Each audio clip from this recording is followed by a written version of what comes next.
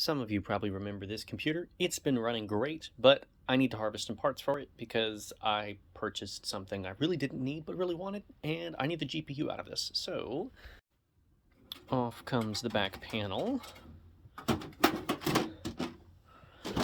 I'm taking this guy out, and let me get the replacement. Alright, this guy, if I remember correctly, yep, a 7030 2 gig. It's not super powerful, but it doesn't need to be. It'll work as a placeholder until I get something better.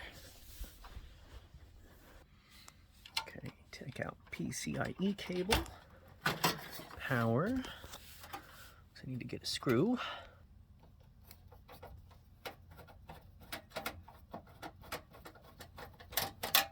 Okay. And then hit that blue latch down at the bottom, and it should pop right out.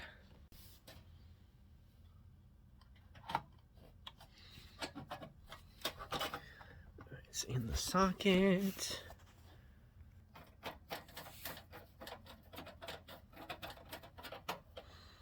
Okay, that's in place, and now the top cover.